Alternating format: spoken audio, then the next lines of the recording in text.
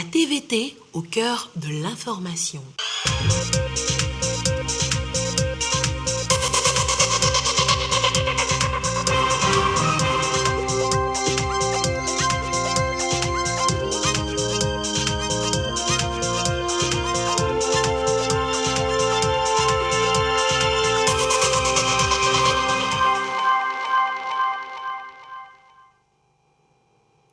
Au menu de ce journal, la grande saison des cueillettes doublées de la campagne de commercialisation des noix de cajou au Togo. Les producteurs peuvent se frotter les mains sur les marchés internationaux. Les prix sont à la hausse.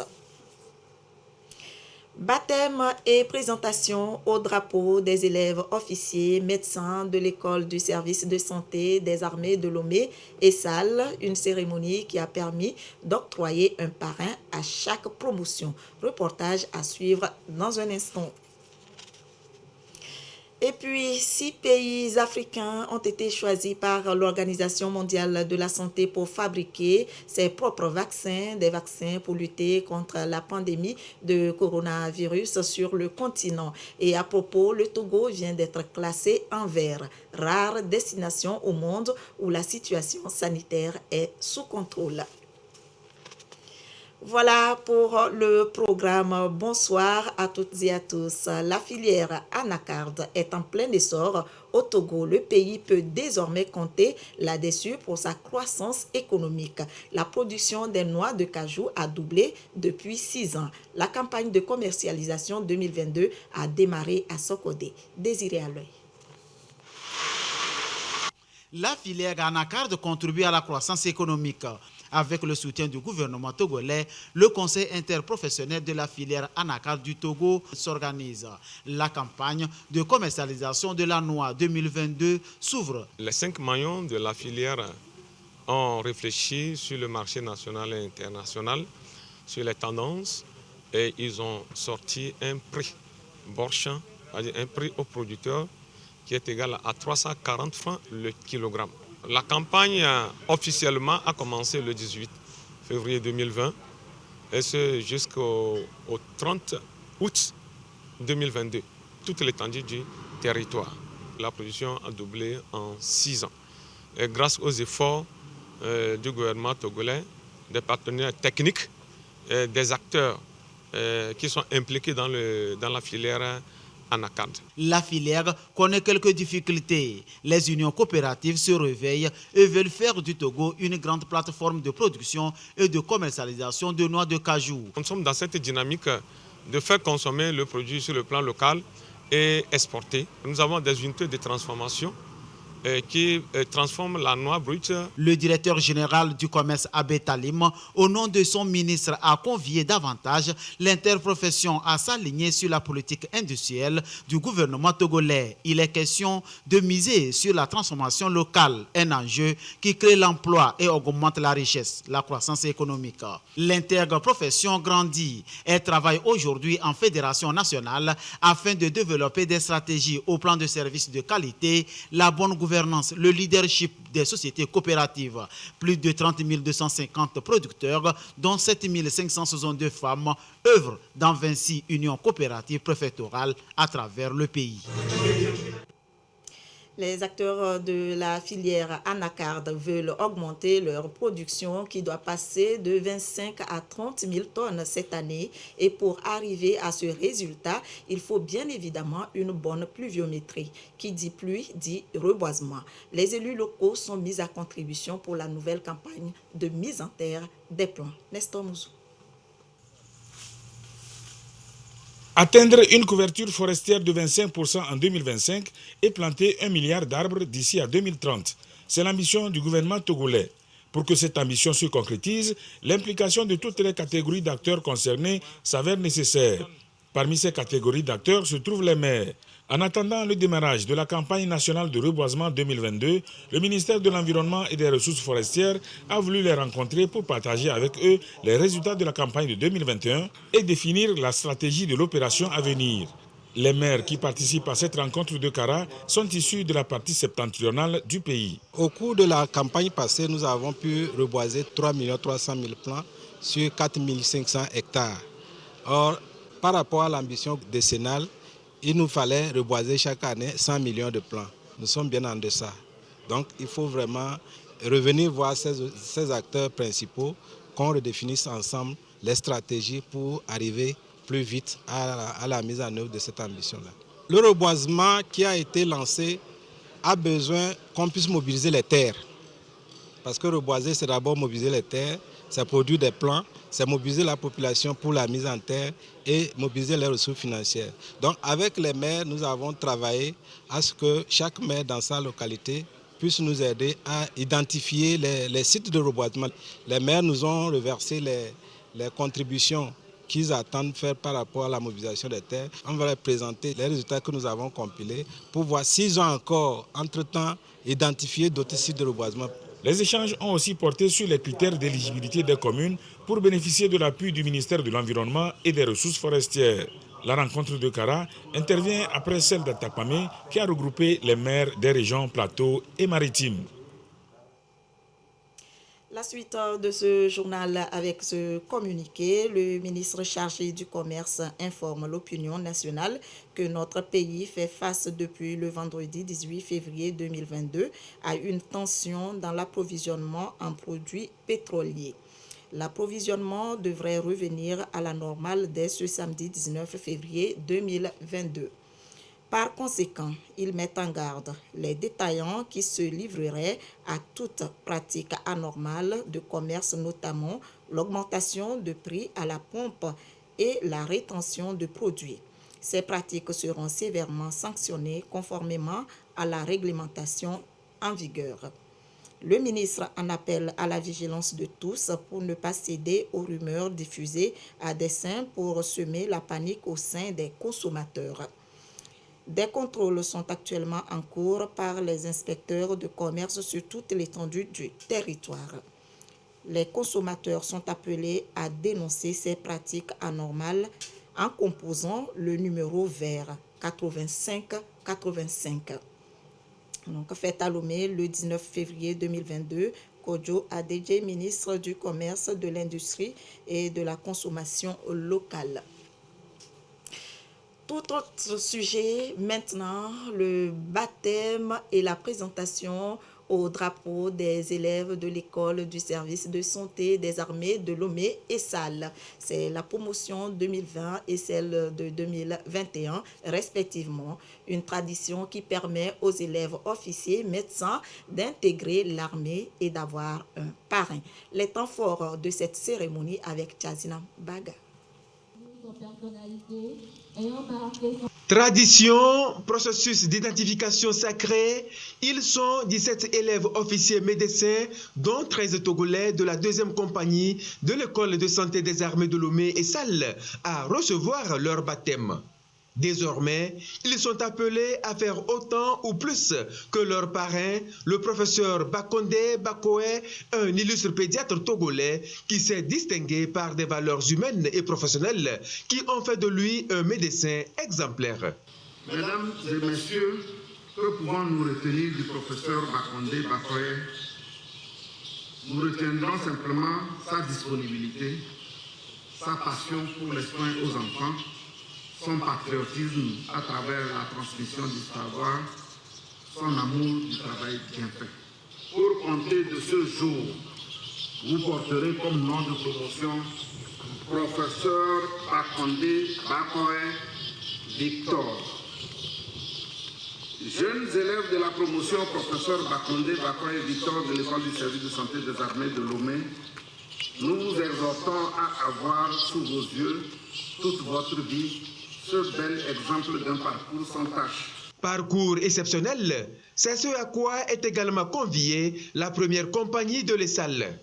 Au nombre de 27, dont 18 Togolais, ils intègrent désormais les rangs des forces armées togolaises et la grande famille des médecins militaires. Cette présentation au drapeau est un instant solennel de recueillement et de confirmation de la vocation. Elle constitue une cérémonie au cours de laquelle l'élève officier médecin affirme son engagement à respecter les principes inscrits dans le règlement de discipline générale, son attachement à défendre les lettres inscrites sur le drapeau de l'école, bref, une reconnaissance par nous de l'aptitude des élèves officiers à défendre la nation conformément à ses lois et traditions.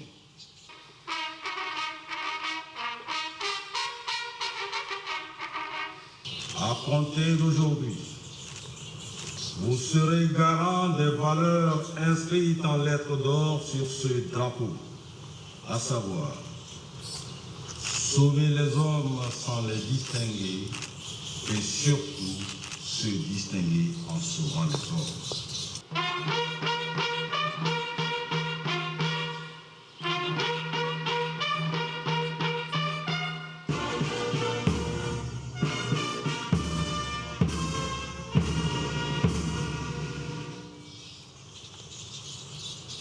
L'autre temps fort de cette double cérémonie, la remise des prix aux meilleurs élèves de l'ESSAL de l'année écoulée. Une reconnaissance de leur effort et un encouragement à l'excellence. Créée en mars 1994, l'ESSAL est une école nationale à vocation régionale. Pendant 28 ans d'existence, elle a formé plus de 322 médecins militaires, dont 210 Togolais et 58 de sexe féminin, venus de 14 pays francophones de l'Afrique. Elle bénéficie de l'appui de la France, de l'Allemagne et de la CEDEAO. À la primature, le chef du gouvernement, Victoire Toméga Dogbé, s'est entretenu avec une délégation tchadienne conduite par la ministre de l'Enseignement supérieur du Tchad, de la Recherche scientifique et de l'Innovation, Lydie Béasemda. Une délégation de l'Ordre national des médecins du Togo, avec à sa tête professeur Katanga Anthony Beketi, a été également reçue par Madame le Premier ministre. L'essentiel de ces échanges avec Yves Agbeli. En mission diplomatique au Togo, Madame Lydie Béasemda, ministre de l'Enseignement supérieur du Tchad, de la Recherche scientifique et de l'Innovation, est venue transmettre un message de son président. Elle a exprimé la volonté de la République du Tchad d'approfondir la coopération entre les deux pays frères au bénéfice des deux peuples sous la haute impulsion des deux chefs d'État. Nous avons eu l'occasion d'échanger sur des questions d'intérêt commun entre le Tchad et le Togo, qui sont deux pays frères, qui entretiennent d'excellents rapports sur le plan de la coopération et qui ont un héritage d'hospitalité et de toute une histoire entre les peuples du Togo et du Tchad. Plusieurs initiatives en vue dans l'agenda de l'Ordre national des médecins du Togo, ONMT, ont fait également l'objet d'échanges à la primature. Nous avons surtout partagé avec Madame la Première ministre nos projets. Actuellement, nous sommes en train de préparer des journées ordinales, les 23, 25 et 26 de ce mois de février, dont le thème central sera le défi de la pratique médicale face à l'accès universel des soins. Nous avons salué l'effort que le chef de l'État a fait dans la prise en charge de la pandémie actuelle et Madame la Première ministre nous a partagé les deux grandes menaces auxquelles font face le gouvernement actuellement et ses services. Ce sont la menace sanitaire à travers la pandémie et les menaces sécuritaires. Et par rapport à cela, le gouvernement a la vision d'aller vers l'inclusion dans un certain nombre de services, dont l'accès universel des soins est une des priorités actuellement. Dans sa volonté de lutter contre l'exercice illégal de la profession, l'ONMT a initié le projet d'un fonds de garantie devant aider les professionnels à pouvoir relever les défis en matière de la santé. C'est les vacances parlementaires chez les députés depuis le 29 décembre 2021. 2 mois de répit, la rentrée dans quelques jours, le 1er mars 2022. Que font-ils concrètement pendant ces moments? Est-ce le repos total, des voyages ici et là? Eh bien, nous avons cherché à en savoir plus. Un dossier que nous propose Tchazinam Baga. Débat, échange sur les réseaux sociaux. L'honorable Tahama Komadega, en pleine vacances parlementaires, c'est de loin l'une de ses activités phares. Les sujets d'ordre sociopolitique, la vie du Parlement, tout est abordé sans tabou. Beaucoup de nos concitoyens sont reconnaissants du fait que d'abord une bonne partie des activités de l'Assemblée nationale leur sont accessibles grâce à mon action, en diffusant en permanence tout ce que nous faisons à l'Assemblée nationale, et puis en étant prêt pour répondre sur des questions qui sont parfois liées aussi au fonctionnement de l'Assemblée nationale. Il y a un décret qui est sorti par exemple sur les loyers, la réduction de la caution au niveau des loyers. Il y a des gens qui aimeraient savoir comment ça marche, même si c'est un décret donc, qui n'est pas forcément passé par l'Assemblée. On est en droit de leur expliquer. Entre deux publications, le député Tahama Komandega trouve toujours le temps pour des échanges en présentiel avec les populations. Quand on parle de vacances, les gens voient un moment où le député ne fait plus rien. Mais l'intersession, c'est une période réellement qu'on prend pour échanger avec nos populations. Leur rendre compte de ce que nous avons fait. Vous savez, sur 2021, nous avons quand même voté 29 lois. Donc, quel est l'impact de ces lois-là? Parfois, on a l'impression que ce que nous faisons à l'Assemblée nationale, c'est du charabia. Donc, expliquer dans un langage accessible, dans nos langues même traditionnelles, qu'est-ce que nous avons fait, quelles sont les lois que nous avons votées, quel peut être l'impact de ces lois-là sur le vécu quotidien de nos populations. Et puis, comme je l'ai dit, recueillir aussi leurs attentes. Outre ce travail citoyen d'utilité publique, le député, également président du parti, coordonne d'ici les activités liées au bon fonctionnement de sa formation politique. Nous avons passé la première partie du mois de janvier à travailler avec nos fédérations du Grand Lomé. Dans la deuxième partie du mois de janvier, c'est beaucoup plus sur les fédérations de la région maritime et des plateaux. Et durant tout le mois de février, l'honorable Tahama passe aussi une grande partie de l'intercession à l'intérieur du pays, notamment dans sa circonscription électorale à l'Est Mono. Une fois toutes les 2 semaines pour des tournées de 3, 5, voire 7 jours. Entretien avec les responsables des fédérations locales pour remobiliser la base, puis échange avec les populations. Sujet abordé, l'installation de 5 lampadaires solaires dans le village de Kokoté, dans le canton de Nyamasila.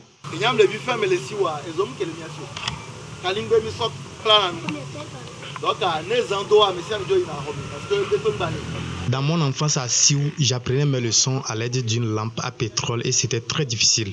Voilà pourquoi, dans un élan de solidarité, j'ai apporté ces lampadaires ici pour permettre aux élèves de bien étudier la nuit. Ce sont 100 lampadaires solaires qui sont ainsi installés à travers tout le pays à raison de 5 par village. L'honorable Tahama recueille aussi les doléances des populations relatives au manque de points d'eau potable et d'hôpitaux. Il promet régler, si possible, le récurrent problème de disponibilité des sérums antivenimeux compte tenu du taux élevé de morsures de serpents dans la localité. Les vacances parlementaires, pas de tout repos pour les députés qui retournent aux réalités de terrain dans leur zone d'influence. Vous êtes désormais édifiés sur la question. Actualité à l'étranger, d'abord au Mali, les soldats français doivent partir sans délai, exigence de la junte au pouvoir, ceci au lendemain de l'annonce de la fin de l'opération Barkhane. Nouvelle altercation entre Bamako et Paris. Au lendemain de l'annonce du retrait des troupes françaises actuellement déployées au Mali, la junte a demandé que ce retrait devait se faire sans délai. Dans un communiqué lu ce vendredi à la mi-journée à la télévision nationale, le porte-parole du gouvernement a indiqué que les résultats des 9 ans de présence militaire française n'avaient, je cite, pas été satisfaisants. Le gouvernement invite les autorités françaises à retirer sans délai les forces Barkhane et Takuba du territoire national sous la supervision des autorités maliennes. La réponse du président français n'a pas tardé. Emmanuel Macron s'est exprimé à l'issue du sommet Union européenne-Union africaine à Bruxelles. Il a commenté la décision de retrait des troupes. Cette décision, qui est le fruit d'une évolution de la situation politique et des choix souverains de la junte en responsabilité au Mali s'appliquera donc. Elle s'appliquera simplement en bon ordre pour que nous continuions d'assurer pendant cette période la sécurité de la MINUSMA et la sécurité de toutes nos forces armées déployées aujourd'hui au Mali. Sécurité avec laquelle je ne transigerai pas une seule seconde. Près de 2500 soldats français se trouvent actuellement au Mali. Leur retrait, le démantèlement de leur base et le rapatriement du matériel, ce vaste chantier pourrait s'étaler sur plusieurs mois, entre 4 et 6 selon le président français, le double, disent même certains experts. Et puis, que va devenir la MINUSMA, la mission des Nations Unies au Mali? Question posée ce vendredi par le président sénégalais Macky Sall, qui rappelle qu'il s'agit d'une force de maintien de la paix. Ils n'ont ni le matériel, ni le mandat pour faire la guerre. Qui va les protéger, a insisté le chef de l'État sénégalais. Son pays fournit 1/10 des 13 000 hommes composant aujourd'hui la MINUSMA. Toujours au Mali, plusieurs attaques meurtrières menées par des djihadistes dans 4 villages ont fait 40 morts côté civil. L'aviation malienne, quant à elle est intervenue vendredi pour détruire une base terroriste dans le nord du Mali. Ramdan Bassina nous fait le point. À l'heure où la France s'apprête à quitter le territoire malien dans le cadre de sa coopération militaire, intervient cette attaque djihadiste. 40 civils tués dans 4 villages de la commune de Tessit dans la région de Gao, une zone en proie régulièrement à la violence. Une fois de plus, le sujet sur la capacité du Mali à faire face à ces extrémistes revient sur la table. Les autorités maliennes, quant à elles, promettent de superviser le départ. Par ailleurs, une base terroriste toujours au Mali a été détruite par l'aviation vendredi près de la frontière avec le Burkina Faso et le Niger. On dénombre une 50aine de terroristes tués, des civils et des militaires ont aussi perdu la vie dans ces combats. Les défis sécuritaires au Mali sont grands, les nouvelles autorités maliennes en sont conscientes et assurent travailler en ce sens. 6 pays africains auront leur propre production de vaccins ARNM. Ces pays ont été choisis par l'Organisation mondiale de la santé afin de permettre au continent africain qui a souffert d'un accès restreint aux vaccins anti-Covid de fabriquer ses propres vaccins pour lutter contre le Covid-19. Abouza Dadia avec à la voix Marie-Ange Bida. C'est la première annonce de ce 6e sommet Union européenne-Union africaine. La mise en place de moyens de production de vaccins ARN messagers sur le continent. Ce sont l'Afrique du Sud, l'Égypte, le Kenya, le Nigeria, le Sénégal et la Tunisie qui ont été choisis par l'OMS.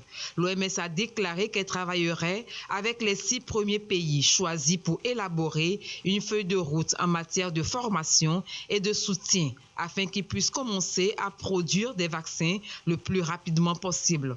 La formation doit commencer en mars. La Commission européenne, avec la France, l'Allemagne et la Belgique, vont investir 40 millions d'euros pour aider au transfert technologique. Les nouvelles unités de production en Afrique, destinées tout d'abord à lutter contre le Covid-19, pourront fabriquer d'autres vaccins et produire tels que l'insuline pour traiter le diabète, des médicaments contre le cancer et potentiellement des vaccins contre des maladies comme le paludisme, la tuberculose et le VIH.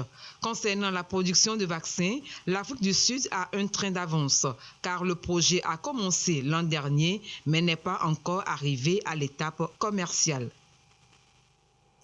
Et le Togo, de son côté, est classé parmi les pays sûrs pour les voyageurs européens en matière de gestion du Covid-19, un des rares pays au monde où la situation sanitaire est sous contrôle. Gerson Douveau.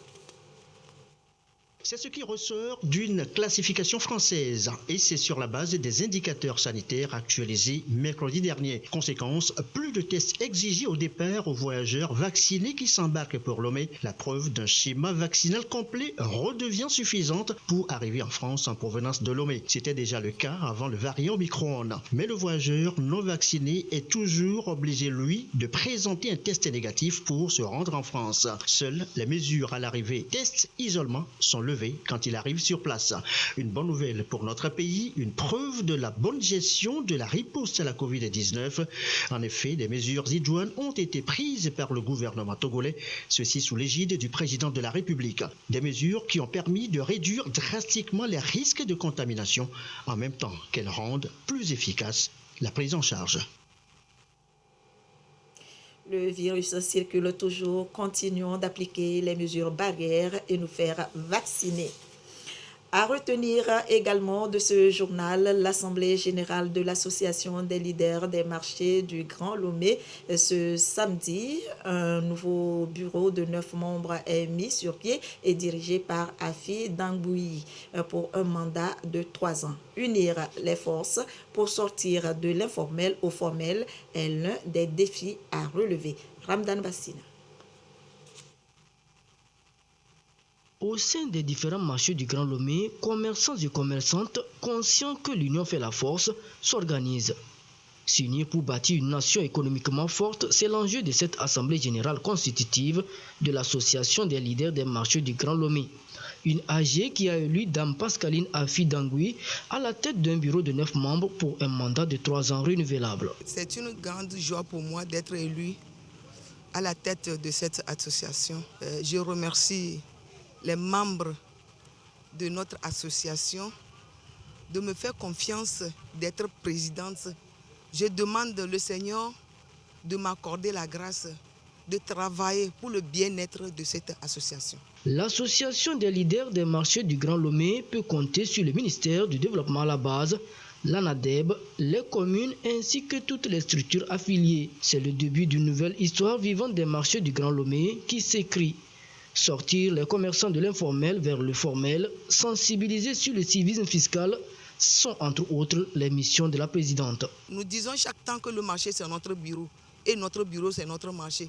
Il faudrait que nous allons travailler pour le bien-être de notre marché. Nous avons demandé qu'on nous construise des marchés. On a déjà commencé. Nous voulons que notre association doit travailler dans le côté de notre gouvernement et le gouvernement doit nous appuyer, nous les femmes des marchés, dans tous les marchés du Togo. Nous voulons travailler pour le bien-être dans les marchés, tous les marchés du Togo. Les membres ont été entretenus sur l'assurance maladie universelle, la lutte contre le terrorisme et l'extrémisme violent. Les commerçants des marchés du Grand Lomé saluent l'engagement personnel du chef de l'État Faure Eswazunanya Singbe dans l'autonomisation financière de la femme togolaise. Elle occupe une place de choix dans les différentes stratégies et programmes de l'État. Le nouveau bureau s'engage à accompagner la feuille de route du gouvernement et œuvrer de concert pour la paix, la sécurité et le vivre ensemble au Togo. Retour une fois encore sur ce communiqué. Le ministre chargé du Commerce informe l'opinion nationale que notre pays fait face depuis le vendredi 18 février 2022 à une tension dans l'approvisionnement en produits pétroliers. L'approvisionnement devrait revenir à la normale dès ce samedi 19 février 2022. Par conséquent, ils mettent en garde les détaillants qui se livreraient à toute pratique anormale de commerce, notamment l'augmentation de prix à la pompe et la rétention de produits. Ces pratiques seront sévèrement sanctionnées conformément à la réglementation en vigueur. Le ministre en appelle à la vigilance de tous pour ne pas céder aux rumeurs diffusées à dessein pour semer la panique au sein des consommateurs. Des contrôles sont actuellement en cours par les inspecteurs de commerce sur toute l'étendue du territoire. Les consommateurs sont appelés à dénoncer ces pratiques anormales en composant le numéro vert 85. Fait à Lomé le 19 février 2022, Kodjo Adedje, ministre du Commerce, de l'Industrie et de la Consommation locale. 3 mois après la restitution par la France de 26 œuvres au Bénin, le public béninois peut enfin découvrir ces trésors du royaume d'Abomey au palais de la Marina. Une exposition au grand bonheur des Béninois. Et c'est la fin de ce journal. Merci de l'avoir suivi. L'édition de 22h30 sera présentée par Yata Aratem. Je vous souhaite une très belle soirée. Bon week-end. À demain.